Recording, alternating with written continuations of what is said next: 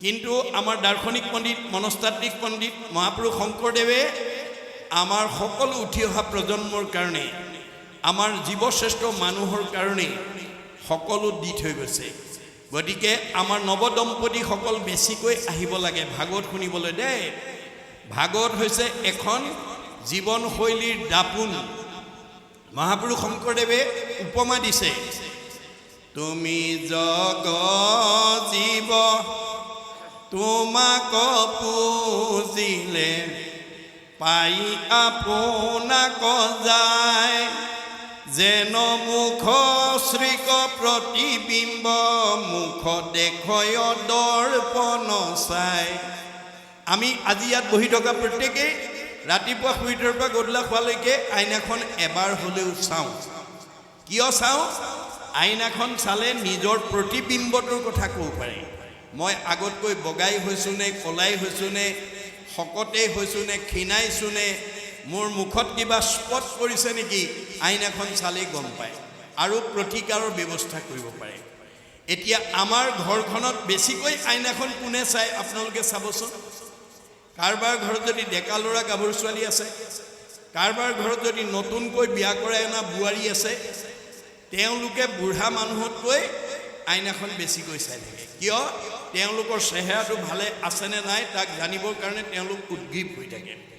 এতিয়া গুৰুজনাই কৈছে, যেনেকৈ ডেকা ল'ৰা গাভৰু ছোৱালী নৱদম্পতিসকলে আইনাখন বেছিকৈ চায়, ঠিক তেনেকৈ ভাগৱত শুনিবলৈ, ভাগৱত পঢ়িবলৈ, ভাগৱত বুজিবলৈ ৬০-৭০ বছৰীয়া বুঢ়া বুঢ়ীতকৈ ডেকা গাভৰুবিলাক বেছিকৈ আহিব লাগে। কিয়নো তেওঁলোক আজি ডেকা গাভৰু হৈ আছে, কালিলৈ সংসাৰ কৰিব লাগিব। এইটো প্ৰকৃতিৰ নিয়ম। কিন্তু কিয় সংসাৰ কৰিব লাগিব আজি বহুত আমাৰ উঠি অহা প্ৰজন্মই নাজানে। এয়া ঋষি মুনিৰ প্ৰশ্ন, কিম অৰ্থে বিবাহম, আমি কিয় বিয়া পাতিব লাগে? আজি আমাৰ ডেকা গাভৰুক সুধিলে বহুতে ক'ব। আমাৰ উঠি অহা ডেকা গাভৰুক যদি কোনোবাই প্ৰশ্ন কৰে বিয়া কিয় পাতিব লাগে, বহুতে নাজানে। এয়া ঋষি মুনিৰ প্ৰশ্ন, কিম অৰ্থে বিবাহম, কিয় বিয়া পাতিব লাগে? আমাৰ ঋগ্বেদত কৈছে, অথ পুৰুষস্তাৱত সৰ্ব যত জায়াং বিন্দতে যত জায়াং বিন্দতে অথ প্ৰজায়তে তহি সৰ্বো ভৱতি। আমি বিয়া কিয় পাতিব লাগে? যে শালমাৰী সমাৰজান গাঁৱত যিবোৰ গৃহস্থীয়ে পিতৃ মাতৃক লৈ এখন এখন বংশ পৰিয়াল হিচাপে বসবাস কৰি আছে, তেওঁলোক কালৰ অতৰ্কিত গতিত গুচি যোৱাৰ পিছত সেই পিতৃ মাতৃৰ বংশ অনাগত দিনত এই শালমাৰী সমাৰজানত এৰি থৈ যাবৰ কাৰণে, পুত্ৰ কন্যা জন্ম দিবৰ কাৰণে বিয়া পাতিব লাগে। কি অৰ্থে বিবাহম? পুত্ৰাৰ্থে বিবাহম। কি কাৰণে বিয়া পাতিব লাগে? পুত্ৰ কন্যা জন্ম দিবৰ কাৰণে বিয়া পাতিব লাগে। কি অৰ্থে পুত্ৰম, পুত্ৰ কিয় লাগে? পুন্নাম নৰকে তাৰ ইতিহি পুত্ৰাহা, পুন্নাম নৰকৰ পৰা পিতৃ মাতৃক উদ্ধাৰ কৰিবৰ কাৰণে পুত্ৰ কন্যা জন্ম দিব লাগে। এতিয়া পিতৃ মাতৃৰ জীৱনলৈ পুন্নাম নৰক কেতিয়া আহিব? ৬০ বছৰৰ পিছত, এটাৰ পিছত এটাকৈ আমাৰ পুন্নাম নৰক পিতৃ মাতৃৰ জীৱনলৈ নামি আহিব। কেনেকৈ? আজি দেখা কিচকিচীয়া চুলিকেইডাল ৬০ বছৰৰ পিছত লাহে লাহে মৰাপাতৰ দৰে বগা হ'বলৈ আৰম্ভ কৰিব। বহু দূৰলৈ দেখা চকুজৰি দৃষ্টিশক্তি কমি আহিব। ৰিং মাৰিলেই শুনা কাণখনৰ শ্ৰৱণ শক্তি কমি আহিব। কমনীয় দেহাটো সুতুৰা সুতুৰ কৰিব। টান টান বস্তু চুবোৱা দাঁতকেইটা সুলকি পৰিব। যাওঁ বুলিলে যাওঁ, খাওঁ বুলিলে খাওঁ বোলা দেহাটোৰ মুখৰ আগত জীয়াৰী বোৱাৰীয়ে নিদিলে এমুঠি খাবলৈ নোপোৱা হ'ব। সেই সময়ত বৃদ্ধ পিতৃ মাতৃক সেৱা শুশ্ৰূষা মৰম চেনেহ লালন পালন কৰিবৰ কাৰণে পুত্ৰ কন্যা জন্ম দিব লাগে। কিন্তু কোন পুত্ৰই সেইটো কৰিব? ভাগৱতত ১০ম স্কন্ধত কৃষ্ণই কৈছে, পুত্ৰেও তৰাইবে বুলি শুনি আছা শাস্ত্ৰ, বৈষ্ণৱ পুত্ৰক লাগি বুলি আছে মাত্ৰ। কোনোবা পিতৃ মাতৃয়ে যদি পিতৃ মাতৃক তৰাব বুলি যদি শাস্ত্ৰত কোৱা কথাটো বিশ্বাস কৰে, তেতিয়াহ'লে বৈষ্ণৱ পুত্ৰ জন্ম দিব লাগিব। অবৈষ্ণৱ পুত্ৰ যদি উপজে বংশত, স্বৰ্গহন্তে পিতৃক পেলাৱে নৰকত। আজি বহুত পিতৃ মাতৃয়ে অবৈষ্ণৱ পুত্ৰ জন্ম দিয়াৰ কাৰণে বৃদ্ধ বয়সত ঘৰৰ পৰা বৃদ্ধাশ্ৰমলৈ খেদি পঠিয়াইছে।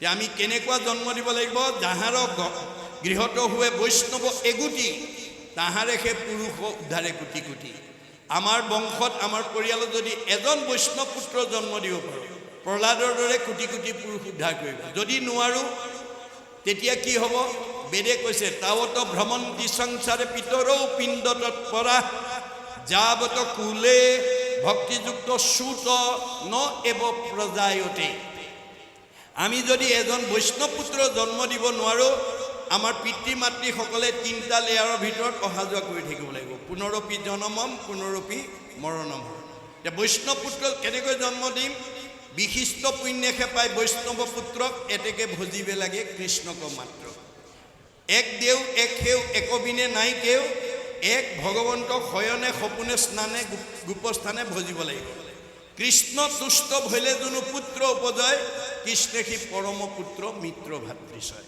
গতিকে আমাৰ ঘৰলৈ যিবোৰ পুত্ৰ কন্যা আহিছে কৃষ্ণৰ অংশ জীৱ গতিকে আমাৰ মহাপুৰুষে দেখুৱাইছে দাৰ্শনিক পণ্ডিতে দেখুৱাইছে সূৰ্য উদয়ৰ পৰা সূৰ্যাস্তলৈ 4 পহৰ আৰু সূৰ্যাস্তৰ পৰা পুনৰ সূৰ্য উদয় হ'লে 4 পহৰ এই 8টা পহৰত 24 ঘণ্টা হয় আমাৰ নৱদম্পতিসকলে মনে ভবা সন্তানৰ পিতৃ মাতৃ হ'বলৈ কোনটো পহৰত যাব লাগে এই কথা আজি বহুতে নাজানে আমাৰ মহাপুৰুষে দেখাই থৈ গৈছে যে সূৰ্য উদয়ৰ পৰা সূৰ্যাস্তলৈ এই 4 পহৰত অৰ্থাৎ দিবা সময়ত কোনো দম্পতি সৃষ্টি কাৰ্যত নাবাঢ়ে বা বাঢ়িব নালাগে কেতিয়া বাঢ়িব লাগিব সূৰ্য অস্ত যোৱাৰ পৰা পুনৰ সূৰ্য উদয়ালে 4 পহৰত তাৰে প্ৰথম দুটা পহৰ বাদ দিবলৈ কৈছে কোনে বিজ্ঞানে কিয় আমি খোৱা আহাৰটো ব্ৰহ্মলৈ ৰূপান্তৰ হ'বলৈ কমেও 6 ঘণ্টা সময় লাগে আমি খোৱা আহাৰটো প্ৰথমতে ৰসৰ পৰা তেজ তেজৰ পৰা মাংস মাংসৰ পৰা মেদৰ পৰা হাড়ৰ পৰা মজ্জাৰ পৰা শুক্ৰৰ পৰা সন্তান এই দুটা পহৰ অৰ্থাৎ 6 ঘণ্টা বাদ দি তৃতীয় আৰু চতুৰ্থ পহৰত আগবাঢ়িব লাগে কেনেকৈ পুৰুষ প্ৰকৃতি হবা একমতি তেহে সিজিব হৰিত ভগতি স্বামী স্ত্ৰী দুইজনে সৃষ্টি কাৰ্যত আগবঢ়াৰ আগতেই সিদ্ধান্তত উপনীত হ'ব লাগিব যে আমাৰ প্ৰথম বা দ্বিতীয় সন্তানটো ল'ৰা লাগে নে ছোৱালী লাগে কেনেকুৱা গুণৰ লাগে ডাক্তৰ লাগে নে ইঞ্জিনিয়াৰ লাগে নে অফিচাৰ লাগে নে প্ৰবক্তা লাগে নে অধিবক্তা লাগে নে সন্ত লাগে নে মহন্ত লাগে নে ভক্ত লাগে নে বৈষ্ণৱ লাগে কি গুণসম্পন্ন সন্তান বিচাৰি হেতু দুইজনে এটা মতত উপনীত হ'ব লাগিব আৰু যথা সময়ত দুইজনৰ ভাৱটো ভগৱন্তক নিবেদন কৰিব লাগিব ভাৱে ন লবতে সৰ্ব এতিয়া ল'ৰা বিচাৰিলে ল'ৰা ছোৱালী বিচাৰিলে ছোৱালী কিন্তু যদি আমাৰ দাম্পত্য জীৱনত মতভেদ থাকে অৰ্থাৎ কাৰোবাৰ স্বামীয়ে জানে ভাৰ্যাই নাজানে কাৰোবাৰ ভাৰ্যাই জানে স্বামীয়ে নামানে তেতিয়াহ'লে আমাৰ দাম্পত্য জীৱনত কাশ্যপ ঋষিৰ নিচিনা অৱস্থা হ'ব কাশ্যপ ঋষি দুগৰাকী ভাৰ্যা এগৰাকী দিতি এগৰাকী অদিতি অদিতিয়ে সকলো সময়তে স্বামীৰ লগত মন মিলাই সময়মতে সৃষ্টি কাৰ্যত আগবাঢ়িছিল সেইকাৰণে আটাইকেইটা দেৱতা সন্তান জন্ম হ'ল দিতি হিংসাকুৰীয়া আছিল সতিনীৰ সন্তান হোৱা দেখি হিংসাত ভাগি পৰিছিল আৰু অসময়ত উপাসনাৰ স্থানত গৈ কাশ্যপ ঋষিক পুত্ৰদানৰ বাবে আহ্বান জনাইছিল দূৰদৰ্শী সম্পন্ন কাশ্যপ ঋষিয়ে কৈছিল ভাৰ্যা এইটো পুত্ৰদানৰ সময় নহয় এইটো উপাসনাৰ সময় তুমি খন্তেক ধৈৰ্য ধৰা নামানে উপায়ন্তৰ হৈ ভাৰ্যাক সন্তুষ্টি দিবৰ কাৰণে পুত্ৰদান দিলে ফলত কি হ'ল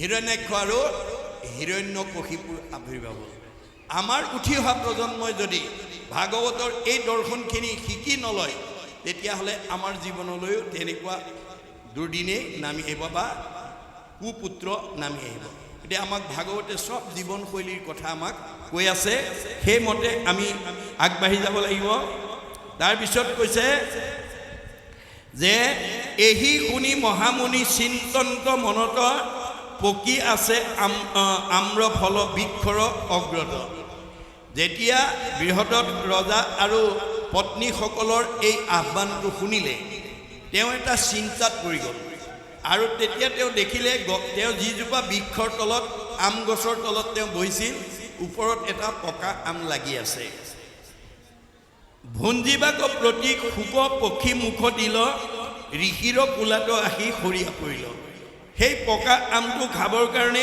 শুক পক্ষীয়ে মুখ দিয়াৰ লগে লগে ঋষিৰ কোলাত আহি সৰি পৰিলে মানে পক্ষীয়ে মুখ দিয়াৰ লগে লগে পকা আম আছিলে ঋষিৰ কোলাত সৰি পৰিলে দেখিয়া হৰিষে মুনি ধৰিয়া আপুনি ৰাজাক প্ৰশংসি হাঁহি বুলিলন্ত বাণী তেতিয়া সেই পকা আমটো হাতত তুলি লৈ ঋষিয়ে ৰজাক উদ্দেশ্যি ক'লে সিদ্ধ ভৈল কাৰ্য ৰাজা গৃহক চলিও এই ফল গুটি নিয়া ভাৰ্যাক ভুঞ্জায়ো তোমাৰ মনৰ বাঞ্ছা সিদ্ধি হ'ল তুমি এতিয়া এই ফলটো লৈ যোৱা আৰু ভাৰ্যাক খাবলৈ দিবা লোভিয়া পুত্ৰক মহাৰাজবংশধৰ হেন শুনি অৱনতে লৈলা নিপব তুমি এতিয়া উপযুক্ত পুত্ৰৰ পিতৃ হৈ তুমি ৰাজ শাসন কৰিব পাৰিবা এই বুলি হাতত পকা আমটো তুলি দিয়াৰ লগে লগে তেওঁ আনন্দ মনেৰে লৈ আহিল কৰিলো প্ৰণাম ৰংগে ঋষি চলি গৈলা নিৰ্পতি হৰিষে আবাসে প্ৰবহিলা মানে ঋষিয়েও আনন্দ মনে গুচি গ'ল তেওঁলোকৰ পৰা আপ্যায়ন ভোগ কৰি আৰু ৰজায়ো আহি গৃহত প্ৰৱেশ কৰিলে পূৰ্বৰ প্ৰতিজ্ঞা ৰাজা মনত সুমৰি সেই আম্ৰফল গুটি দুই ভাগ কৰি তেওঁ পূৰ্বতে বিবাহৰ সময়ত যিহেতু যজা দুগৰাকী কইনা বিয়া কৰাইছিল আৰু পিতৃৰ অৰ্থাৎ শহুৰেকৰ আগত প্ৰতিজ্ঞা কৰি থৈছিল অনাগত দিনত মই এওঁ দুইজনীকে সমান চকুৰে চাম আৰু সুখ দুখ সকলো দিশতে তেওঁলোকক মই সমানেই ব্যৱহাৰ কৰিম এতিয়া সেই পূৰ্বৰ প্ৰতিজ্ঞা ৰক্ষা কৰি ঋষিৰ হাতৰ পৰা অনা আমটো দুইজনীকে খাবৰ কাৰণে দুটা ভাগত বিভক্ত কৰিলে দিলা দুই ভাৰ্যাক ভুঞ্জিয়া দুইজনে দুইৰো গৰ্ভ ভৈলা সেই ফল প্ৰমাণে এতিয়া ঋষিৰ ফলটো দুফাল কৰি দুইজনীক দুভাগ কৰি দিয়াৰ কাৰণে সেই ফল খোৱাৰ লগে লগে দুইজনী গৰ্ভস্থ হ'ল এইখিনিলৈকে আমাক কৈছে দেই